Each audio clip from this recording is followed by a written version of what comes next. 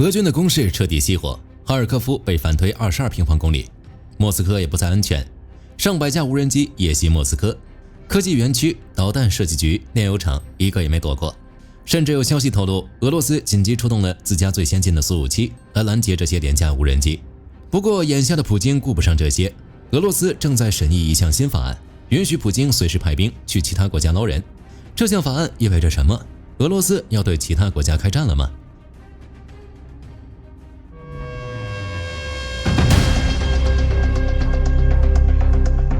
俄罗斯控制的领土在肉眼可见的缩水。哈尔科夫方向第129独立重型机械化旅发布了声明，乌军在德沃里奇纳区发动了一次协同突击作战，一举解放了奥德拉德内村及其周边地区。突击小组、无人机操作员还有炮兵单元密切协同，系统性识别并摧毁了俄军的火力点、掩体和加固阵地，直接把俄军从森林带和据点里赶了出去。这次进攻共收复了约22平方公里的领土。而在扎波罗热方向，俄军又捡起了老办法，钻管道。一队俄罗斯突击兵试图通过一条直径1米的大型天然气管道，悄悄前往乌军的后方阵地。这帮人在管道里爬了超过13公里，靠着小推车和滑板车运送装备和补给。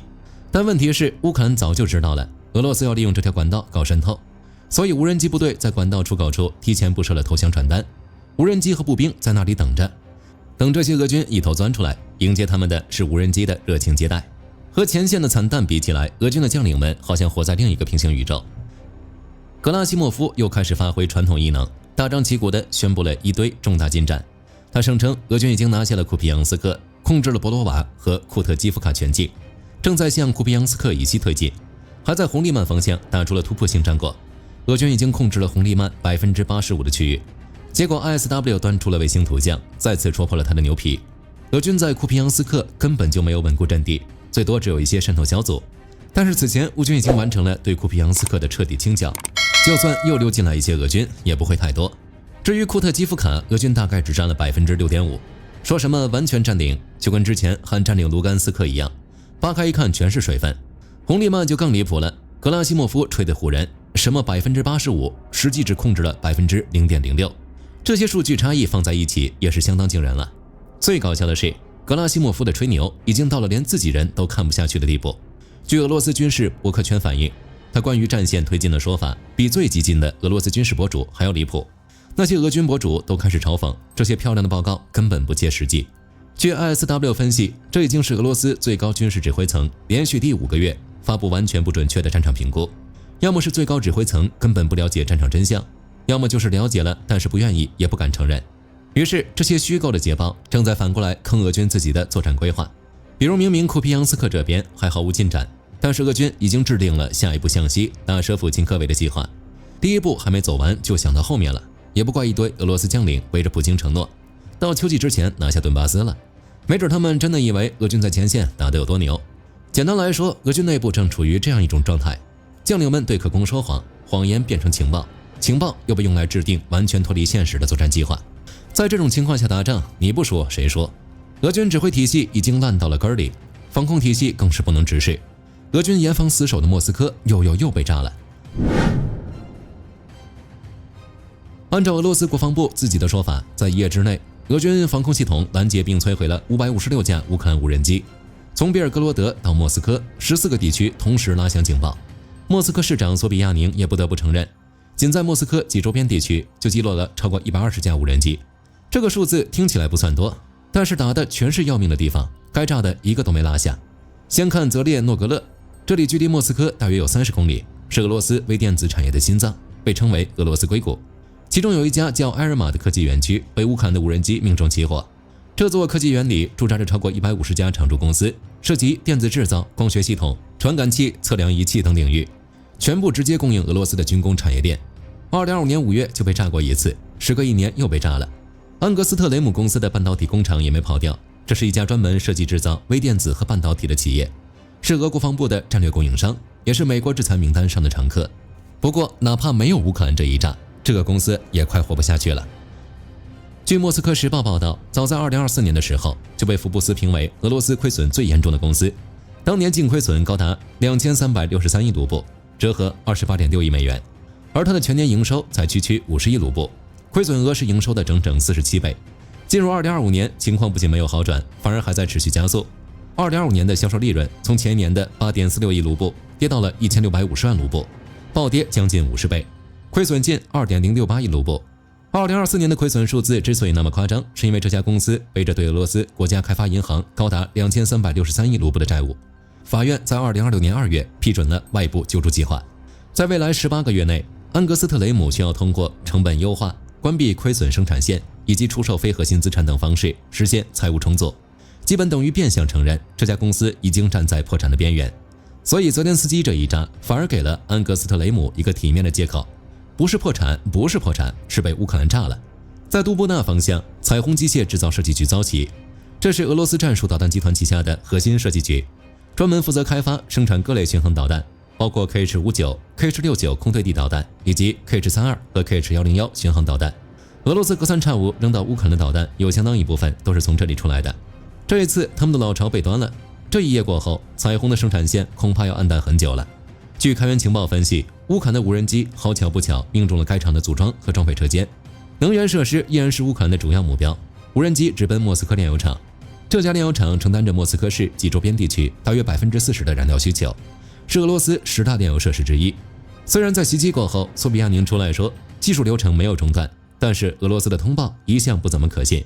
情况到底怎么样，了解局势的人心里都清楚。同一天晚上，莫斯科西北部杜里基诺村的索尔涅奇诺格尔斯克燃料转运站也没能幸免，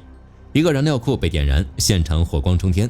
这个转运站隶属于俄罗斯国家石油管道运输公司，是莫斯科环城石油产品管道网络的核心枢纽，专门负责为整个首都地区储存和转运汽柴油。它和莫斯科炼油厂的中招，未来一段时间莫斯科及周边估计不太好过了。与此同时，谢列梅捷沃国际机场也被迫瘫痪，无人机残骸落在了机场范围内。俄罗斯交通部承认，至少51架飞机无法降落，约32架离港航班延误超过2小时。根据当地社交媒体反应来看，袭击发生时，整个莫斯科的空袭警报根本没有拉响，也没有短信预警，人们是被爆炸声震醒的。最让可攻难堪的是一段苏-57飞行的视频。有消息透露，这架第5代隐身战机的任务是猎杀乌克兰无人机。视频中，战机还挂载了不明用途的吊舱，疑似用于探测和压制小型空中目标。目前这件事还不清楚到底是真是假，但是如果连苏-57都被迫升空去干拦截廉价无人机的活，那只能说明一件事：俄罗斯引以为傲的防空体系已经彻底歇菜了。苏-57是俄罗斯砸了30年老本，号称对标 F-2的第5代隐身战斗机，现役数量大概只有30到40架。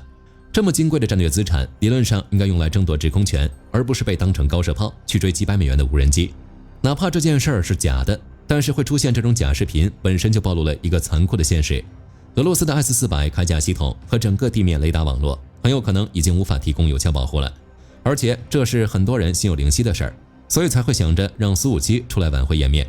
这一系列的打击也充分证明俄罗斯仍然无法有效保卫莫斯科，那就更别提其他地方了。其中最具代表性的应该是梁赞炼油厂，它步上了图阿普谢的后尘。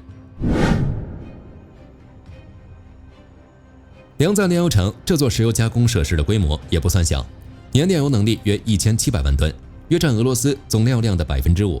袭击过后，该厂的 AVT-3 核心原油蒸馏装置被确认损坏，大火烧了整整1夜，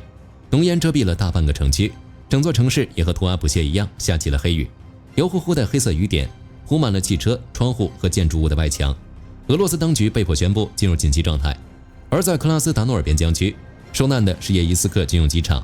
一架停在地面的 B-200千牛星喷气式2栖飞机被完全摧毁。这种飞机能在常规跑道和水上起降，主要是用于消防，但是也经常被用于海上巡逻、搜救和货物运输。这一损失是相当严重的，因为这款飞机从来就没有量产过，也就造了差不多20架。国防部和海军这边分到了3架，再加上俄罗斯航空工业现在被制裁卡着脖子，连它的 D436TP 发动机都找不到替代来源，炸一架就少一架，根本补不上。所以对现在的俄罗斯来说，每架 B-200都堪称宝贝。而且俄罗斯一直在折腾，琢磨着把它改造成集预警机、反潜机和海上巡逻机于一体的多功能军用平台。现在梦想碎了一地，别说改造，能保证它不被炸毁，那就是天大的幸运了。同一晚被炸的还有一架 K-27舰载反潜直升机，俄军试图用防护网把它罩起来，结果依然没用。尽管最终损失程度不明，但卫星图像清清楚楚地记录了爆炸和大火在机场蔓延的画面，应该好不到哪里去。然而，就算是这样，也只是开胃菜罢了。布罗夫迪公布了一段视频，在达吉斯坦的卡斯皮斯克港口，一架乌克兰 FP 无人机命中了一艘10410型斯维特利亚克级边境巡逻舰，这是正儿八经的军用巡逻舰，装备有76毫米舰炮和 AK630近防炮，是俄罗斯里海舰队执行巡逻和防空任务的主力平台。最讽刺的是，无人机是从船尾的 AK630自动舰炮侧面砸进去的，当时那根炮管应该是刚发射过，这意味着这艘巡逻舰很有可能已经发现了无人机，并且正在拼命开火拦截，结果照样被击沉。这就是俄罗斯现在面临的困境，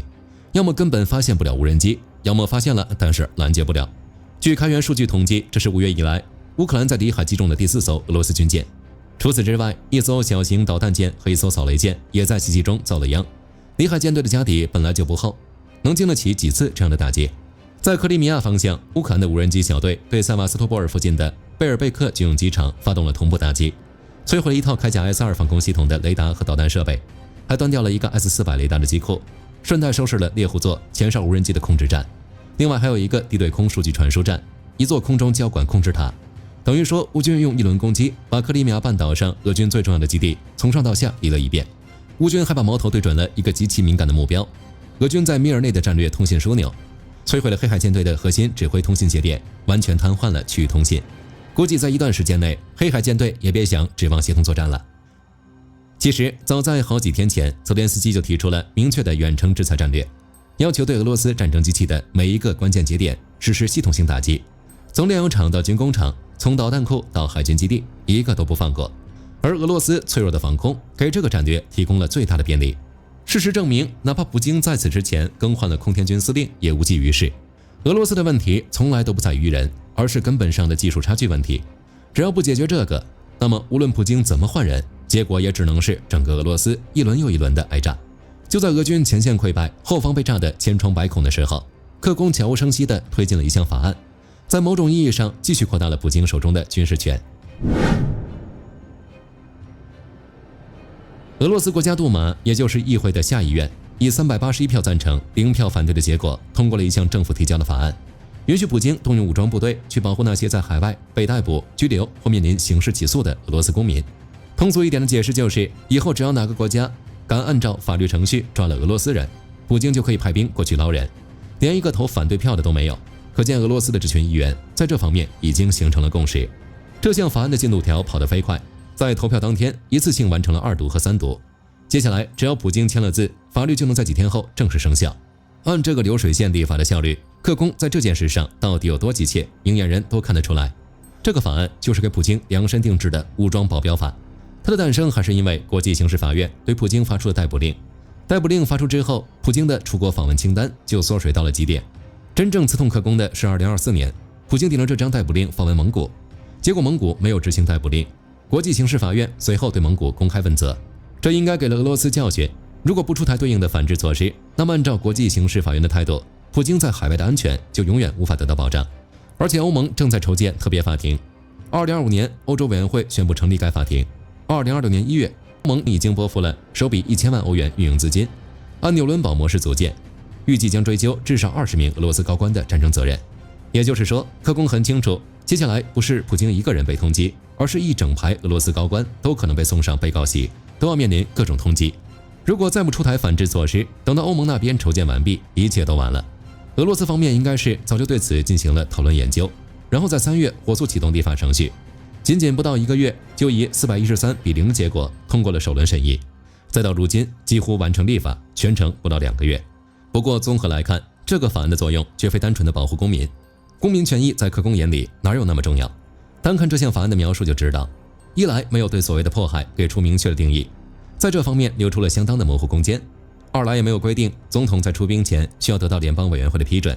实际上，这项法案的出台就是在给未来的军事干预提前准备法律借口，比如攻击北约或者对其他国家发动战争。只要俄罗斯想，那么他们随时都有一个所谓的合理宣战理由。这套把戏对普京来说驾轻就熟。早在2008年入侵格鲁吉亚时，莫斯科用的就是保护俄罗斯公民这个理由，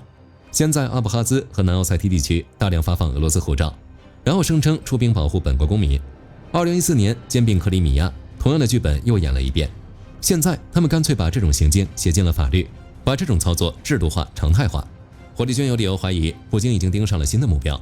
现在的俄罗斯已经进入所谓的零阶段备战状态，军事区正在重组，芬兰边境附近的新基地正在建设，混合战争在全欧洲蔓延。